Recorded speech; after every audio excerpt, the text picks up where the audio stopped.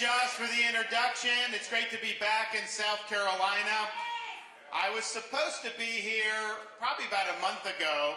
Had a bunch of events scheduled, but we had a little thing called a hurricane that hit the state of Florida, so duty calls on that. My better half came up and handled that. Honestly, she's better than me anyway, so I think people were happy with it.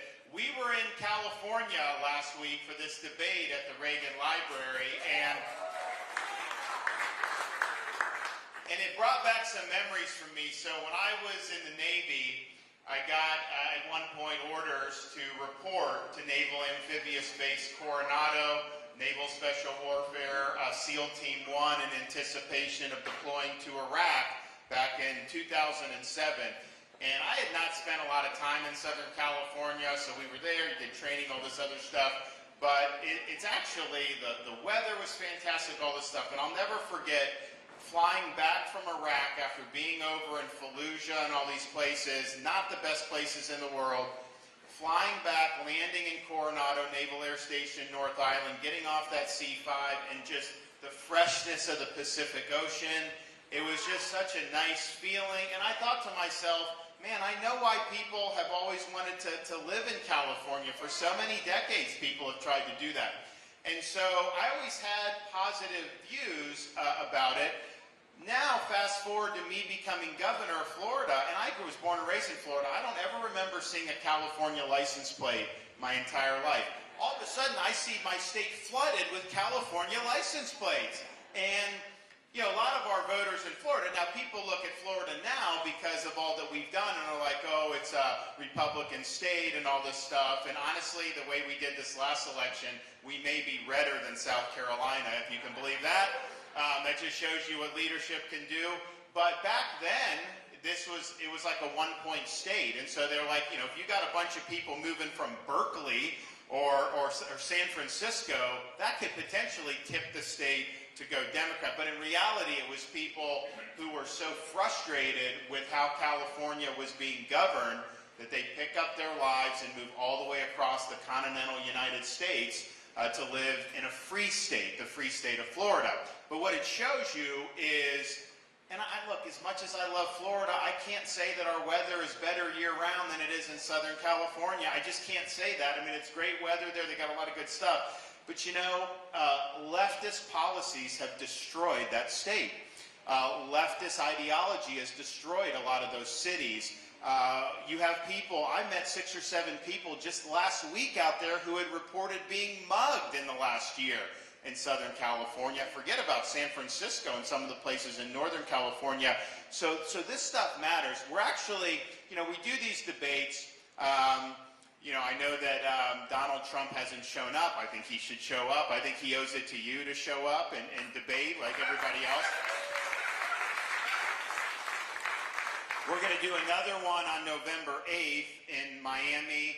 I don't think he's going to show up for that. But I am doing an event on November 30th on Sean Hannity with Gavin Newsom from California. And I think it's important for a couple reasons. One, you know, Biden may not be their candidate. They may put in a Newsom or some of these other people. We just got to be prepared for that. And we got to make sure we can win no matter who they put up. I will beat any of these Democrats, whoever they put up. Don't worry about that. But it's an important debate for the country because everything California does, that's the petri dish of American leftism. Whatever Biden's doing, California's 3 or 4 years ahead in terms of their aggressive leftism. So our country's in decline. The California model, if that's taken national, that will accelerate the country's decline. Whereas in Florida, the model that we have, that's a model to reverse the country's decline. That's a model for American revival that can actually get us out of the mess that we're in. So that's a debate we need to have in this country, and I'll be excited to be able to do that debate with Sean Hannity and with the governor of California. And, you know, it's like, I don't have to prove Florida is doing better than California because all I have to do is see all the people moving from there to Florida, and I know we're doing better because they wouldn't be doing that if that wasn't the case. But here's, I think, so we see that, we see what leftist policies can do, we see what it's doing to our country. But you know, we have a lot of people in Republican that talk and talk and talk and don't do anything. And I'm just sick of all the nonsense. I'm sick of people worrying about social media, worried about this and virtue signaling. What results are you producing? That is all that matters when it comes to fixing our country. Because if you don't produce the results, we're not going to turn the country around. And I can stand here before you and say that there's not a Republican in this country that has everything he said he would do. We did in Florida. I did 100% of my promises. We were able to deliver real results. It's not something that people even have to worry about. There's not all kind of drama. There's not all that. It's just we go, we see an issue, we take care of it, and we deliver results. I mean, just look at how Washington does the budget versus like Florida. So since I've been governor, we've cut taxes by billions of dollars. We've run big budget surpluses. We've actually paid down 25% of our state's total debt that it had been accumulated from the inception of the state of Florida in the 1800s. We've paid down a quarter of it just since I've been governor. You want to talk about education? We have universal school choice. We enacted a Parents' Bill of Rights. We eliminated indoctrination in our schools like critical race theory and transgender ideology.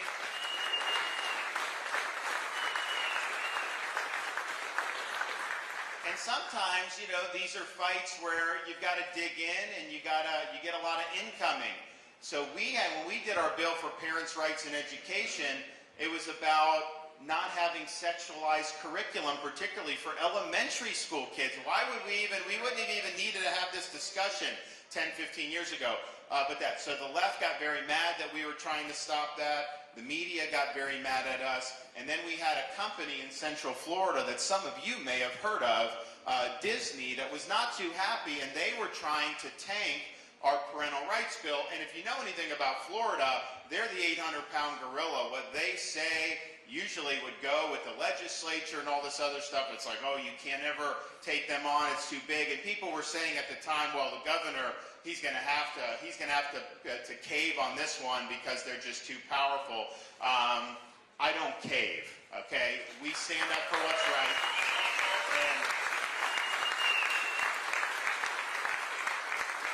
And we made sure to do that. But it is wrong to have kids in school, particularly these young kids, telling them that they can change their gender or that they were born in the wrong body. That is happening in this country.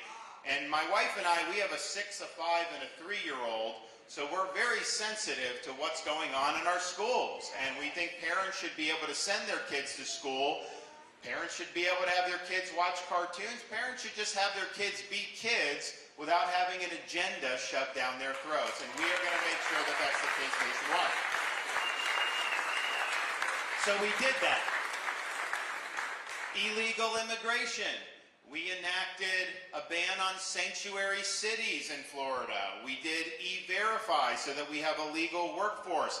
We've cracked down on people being smuggled in to our state from the border, and it's been very successful. We even transported illegal aliens to beautiful Martha's Vineyard. And I can tell you this, you now have the governor of New York saying the border's a disaster, the governor of Massachusetts, governor of Illinois, mayor of New York City. They're all saying it's a disaster because, you know, they're getting a fraction of what the border communities get, and they don't want anything to do with it. Of course not. So I've done more on illegal immigration to secure the border than Biden has done, and he's the doggone president of the United States. Come on.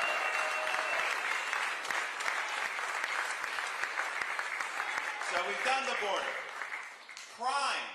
Our crime rate in Florida is at a 50-year low. That's not true in most parts of this country. We have stood by the men and women in law enforcement. We don't defund police. We gave bonuses to police officers. And anybody that moves into Florida from another state as a recruitment bonus, we give them $5,000 right off the top because we appreciate what they're doing and we know it's important.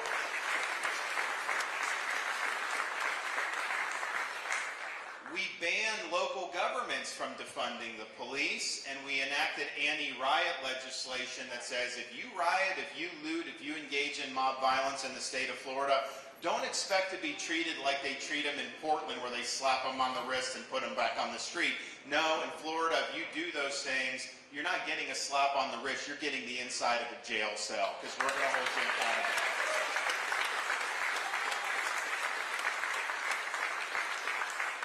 And when you have prosecutors like Los Angeles, like San Francisco, Philadelphia, who get elected, oftentimes with support, financial support from people like George Soros, they get into office and they have a political agenda to not enforce laws they don't like. So the inmates end up running the asylum, public safety gets destroyed, and people end up fleeing these jurisdictions. So in Florida, we had two different prosecutors in different jurisdictions who said they weren't going to enforce the laws they didn't like and they were endangering their citizens. I removed both of them from their posts. They are gone. We're the only one in the country that has taken action against these out-of-control prosecutors. So we delivered on crime. We delivered on that. We've delivered on fighting ESG, which is something that is being used by the left. Environment, social governance, it's basically something that gives license to companies to not do traditional business, but to pursue a political agenda. It is something that will destroy this country's economy if we allow it to get a stranglehold. In Florida, we kneecapped it in our state. We don't allow any ESG in our pension fund. We ban the use of social credit scores by financial institutions, and we don't allow rating agencies to use ESG criteria in its credit scores for municipal and state bonds. And that's how you lead on this stuff.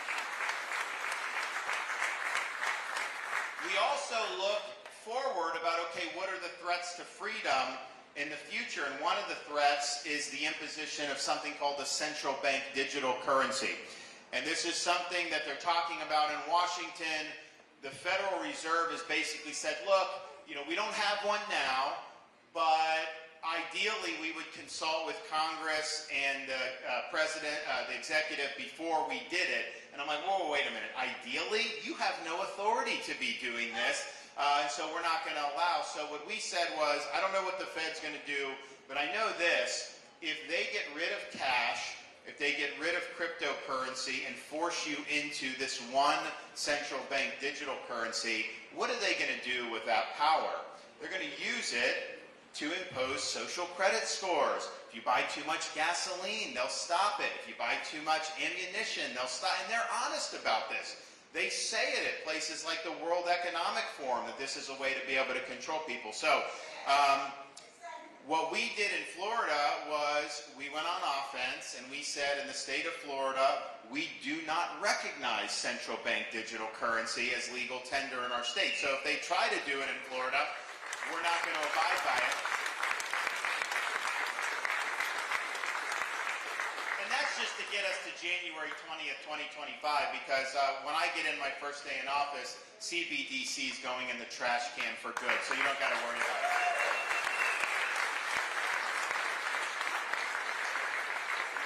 So we delivered on, and here's the thing, it's like this central bank digital currency, sometimes it's like government will do things, they'll say it's for noble cause, and then there's really a danger lurking beneath it.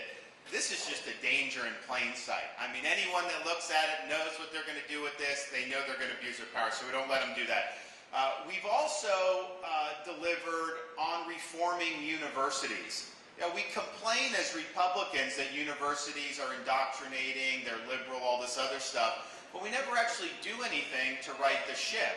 So in the state of Florida, we have gone on offense. We now have all tenured professors must undergo review every 5 years and can be let go for poor performance. And we're the only state in the country that's done that.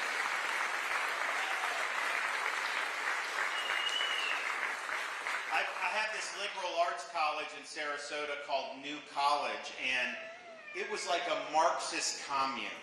Like left of the left. It was not, the applications were low, test scores were low. It was supposed to be Florida's top honors college in our statutes. It wasn't doing that. So I was like, all right, well, we've got to do this then so that the people of Florida are getting a benefit. So I appointed 7 conservatives to the Board of Trustees. They fired the president, hired a conservative president. They eliminated CRT and DEI, eliminated the Gender Studies Department, and recast the university as the top classical liberal arts publicly funded college, similar to Hillsdale College in Michigan. And now you have people all over the country that are asking, how do I get my kid down to New College because of all the stuff that's going on? They're recruiting new faculty, and some of the faculty, have left, and the media, some of the media are like, oh, these 10 faculty left. There's a brain drain going out of Florida with people leaving New College. I'm like, wait a minute. If we're losing a professor of intersectional Marxism, that is not a loss for the state of Florida, okay? That's addition by subtraction. So we want these universities to be the classical mission of a university, not about political indoctrination. And we're the only state in the country that has made headway on that, and we'll continue to do that. And there's actually a lot we can do as president. So we delivered, and we're the only state, or the first state, I think Texas followed, maybe a couple other this past year, we're the first state in the country to fully eliminate DEI from our public university system. So they say it's diversity, equity, and inclusion, but if you look how it's practiced, it's discrimination, exclusion, and indoctrination, and that is wrong, and that's got no place in our public university. And then, of course, we had to stand up when the world went mad during COVID, when common sense suddenly became an uncommon virtue. We in Florida stood as a refuge of sanity, as a citadel of freedom, and we had people come, not just from all over the country, but from all over the world to be able to live in a free society. And because we did that, the state of Florida has never done better. I mean, we have the #1 economy in all 50 states, according to CNBC, which is not a fan of mine, by the way. You have #1 in education now by U.S. News, top for net in migration, on and on down the line. But an issue like that shows when you elect somebody to executive office, the president, governor, what have you, the quality that you need more than anything else is leadership. Because you don't know what's going to come down the pike. You don't know what issues. I mean, we know some things will come down the pike, but there's other issues we can't even think about that will show up. And the question is, how do you tackle those tough issues? Because it's easy to lead when the wind's at your back. It's easy to take positions when they're popular and you're going to get adulation from them. But are you going to be willing to dig in, stand your ground, and fight back on behalf of people when you're getting arrows slung at you, when you're getting smeared by the media, when the left's coming at you? Are you going to be willing to stand your ground, or are you going to fold? And no governor faced more incoming in the United States, probably in the modern history, than I did during that period of time. But as a leader, I had to care more about saving the jobs of the people that elected me than I did about saving my own political hide. And so I was willing to let the chips fall where they may.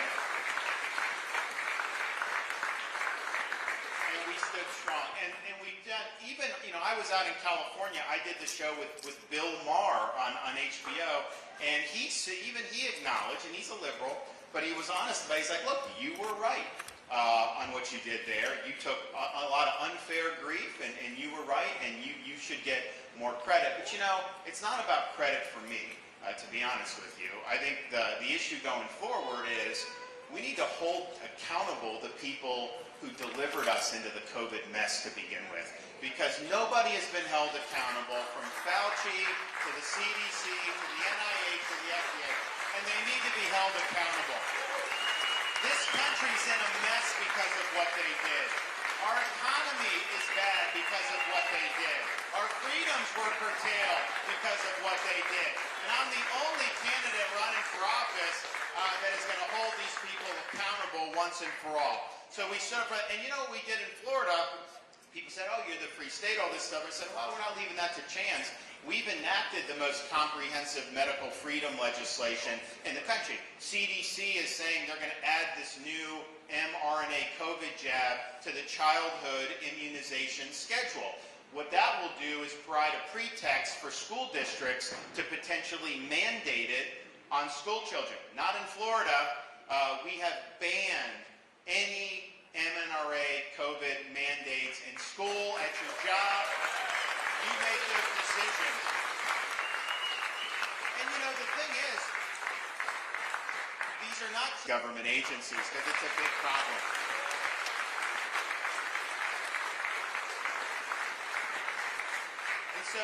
And we did even more stuff than that. But I think the point is anything I tell you I'm going to do, you can take it to the bank. When I get into office, I'm going to follow through. I don't make hollow promises. And I'm even going to follow through on other people's promises. So I don't know if you saw, on Sunday, Donald Trump was giving a speech in Iowa, and he started talking about his promise in 2016, and we all remember it. I loved it. He was going to build the wall and have Mexico pay for the wall. Probably the most famous political promise in modern history, certainly one of the top promises. And he would get lampooned by the media at the time, like, oh, you don't really mean it. He'd go out and say, no, I mean it, all this stuff, and you have all the clips and everything. And obviously that didn't happen. We know that didn't happen. But he was there and he said, look, he's like, these people are getting on me about that. But there was never any legal mechanism where I could make Mexico pay for the wall. It wasn't possible to make Mexico pay for the wall. And he starts saying all this. I'm like, wait a minute. You said that for years, and now you're saying that you never intended to do it, that it was there. But here's the even worse part. If you know how to use power and you know how to lead, you actually can get Mexico to pay for the wall. No, they're not just going to give you money if you put out your hand. And so I will make Mexico pay for the wall by doing this. We are going to charge a fee on all remittances that are sent from the United States to Mexico or any of these other countries. It'll be billions of dollars. And we will use it to build the wall. I will get it done.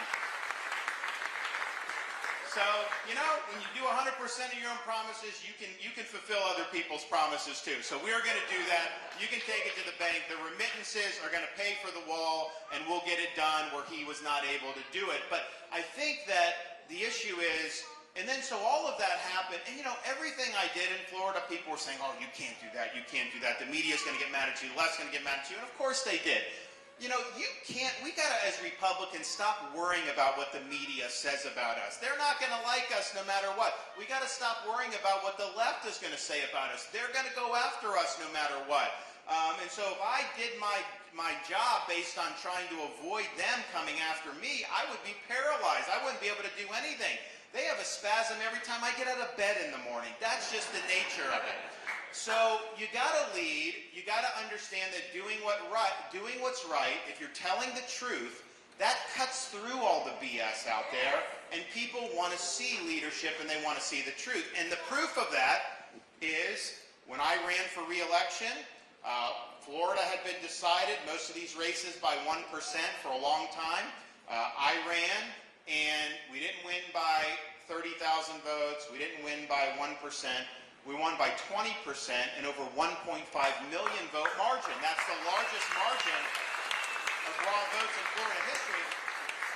And no Republican's ever done better in a governor's race than what we did in this past re-election. But that should show you that you take a state that was always viewed as a very competitive state, and then you shift it now to where we're viewed as a solid Republican state, and maybe redder than South Carolina, maybe redder than some of these other states.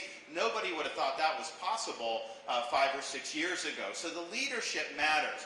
So what we need to do to get the country turned around, one, we got to win, because if you don't win, you don't even get a chance to do any of this stuff. And I can tell you what we've had as Republicans the last 3 election cycles is loss after loss after loss. Lost in 18, we lost the House.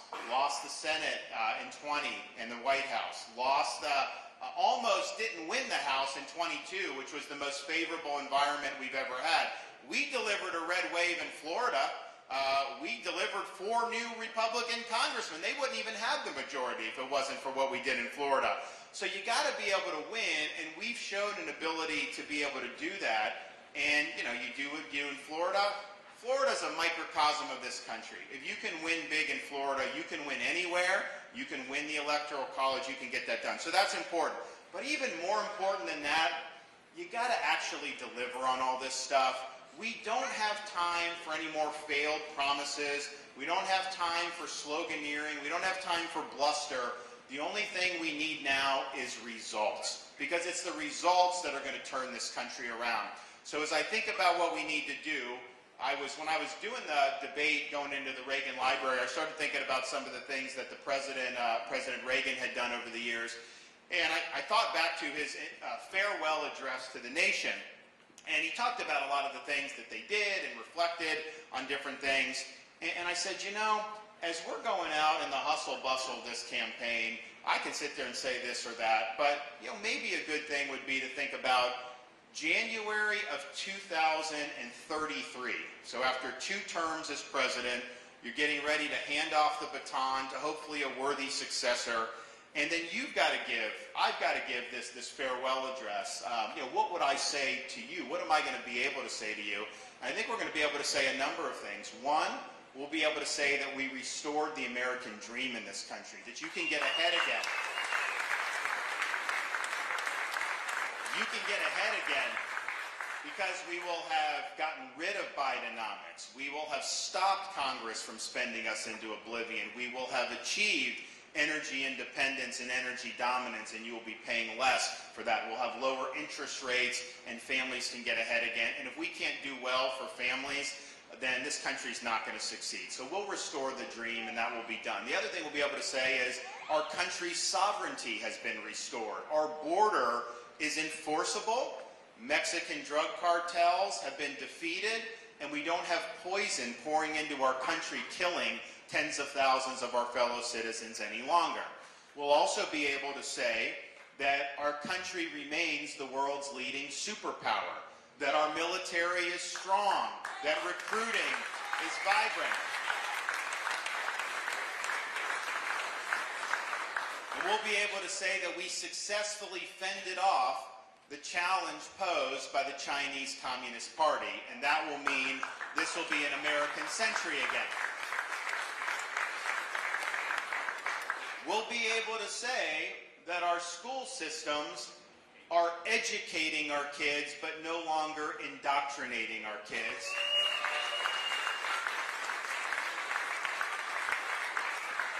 We'll be able to say that parents' rights are respected in every corner of this country, that parents have the fundamental right to direct the education and upbringing of their country, and we will have school choice in all 50 states so that we can liberate kids and parents from some of these failed school systems in these deep blue areas. We'll also be able to say that from coast to coast, regardless if you're in a red state or a blue city, criminals are going to be held accountable for their crimes, and they are going to be locked up where they belong.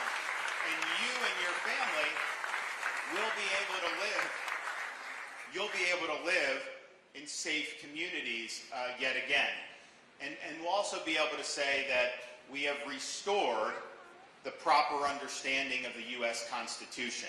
We will have a limited government that works alongside us, not an unaccountable bureaucracy that's been weaponized against us. You are not going to have to worry.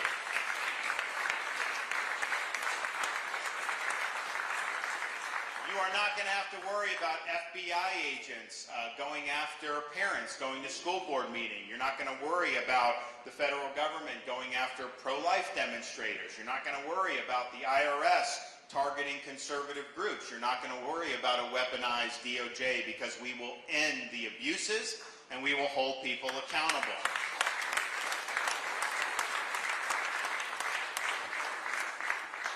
And there'll be more to say, but I think that we're in a point in our country's history where we're in a state of decline across all those different metrics. And 2024 is make or break for us. We're either going to reverse the decline, or we are going to be in a hole that we are not going to be able to dig out of. So my pledge to you is we will get in there on day one. We will get to work. We are going to reverse this country's decline. We're going to usher in a new birth of freedom that will lead to a great American revival. And we have no other choice to do it. I've got to fight.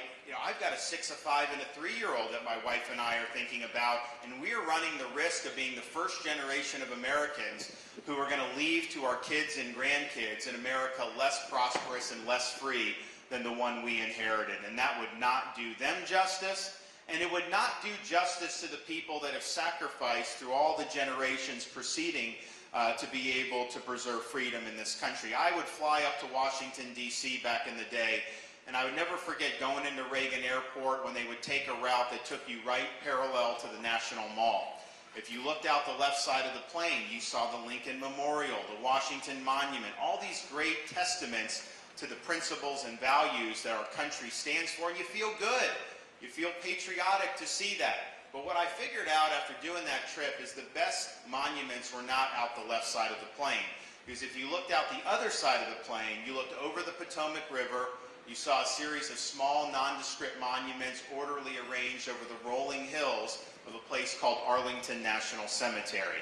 And it occurred to me then, and I believe now, you can have the best Constitution in the world, you can have the best Declaration of Independence in the world. These things do not run on autopilot.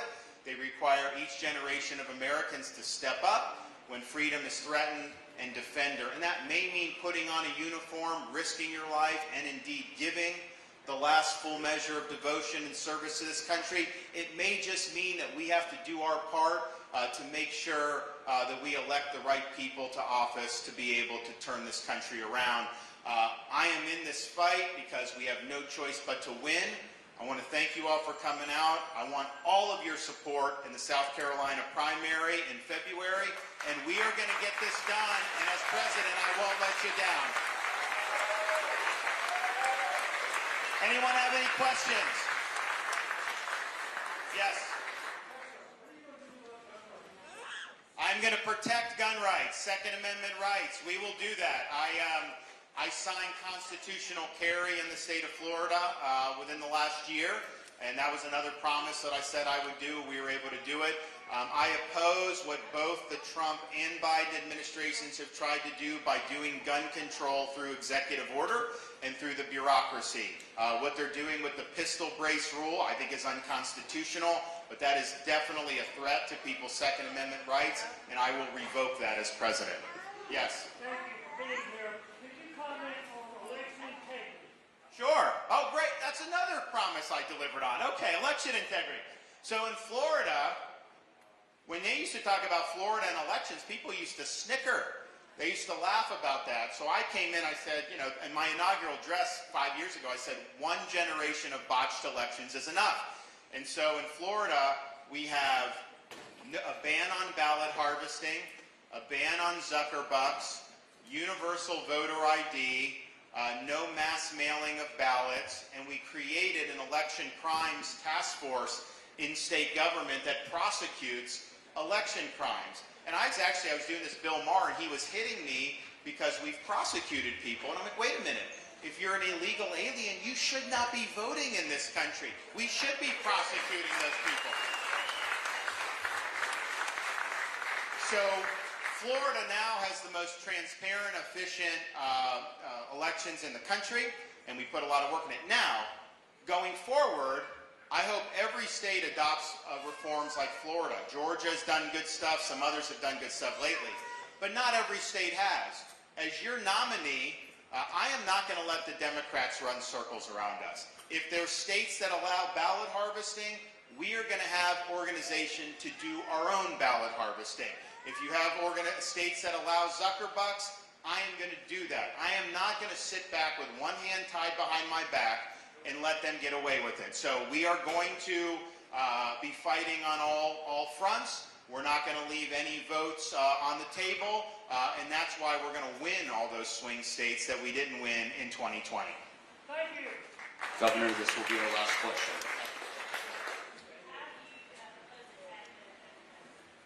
So the question is what's happening with the budget and deficit? So the two biggest problems in recent years, as much as people in Congress say others, is they borrowed and printed trillions and trillions of dollars. Starting in March of 2020, they did 2.2 trillion in March of 2020, a huge mistake.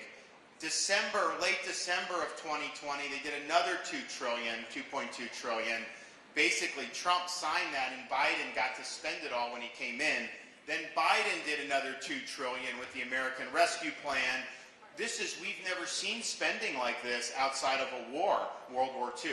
So that drove inflation, that drove the Federal Reserve to then raise interest rates. So now what's happening is they used to borrow and spend about $250 billion a year to service the federal debt. That is now ballooning to where that's going to end up being $1 trillion a year just to service the interest on the debt. So the number one problem with the budget was they borrowed, printed, and spent. Interest rates have now gone up, and they're stuck having to pay the debt at much higher rates. So the first thing you've got to do is you've got to get interest rates down, you've got to get inflation down. You do that by stopping spending at these levels, which are ridiculous. I mean, like they're patting themselves on the back because they did a continuing resolution. That money that they're spending is way higher than it was 3 or 4 years ago. Do you feel that much better off because they're spending that? Of course not. So you got to get that taken care of. You also need to take all the Bidenomics and the bureaucracy, rip that out. That's going to help small business. It's going to help the economy grow better. And you need to use our energy resources and have energy independence and dominance, lower gas prices, lower fuel costs, utility bills. That's going to help everything throughout the economy. You'll then get that interest down. And yes, we got to battle to fight more to reduce spending. But you cannot possibly do it when you have interest on the debt that's going to be $1 trillion each fiscal year. It is insane, and this is only something that's happened within the last 3 or 4 years. Don't let any. And here's the thing: as much as I want to blame the Democrats for everything, Republicans were part of the problem too. It's both parties that are part of the problem. All right, thanks, guys. God bless.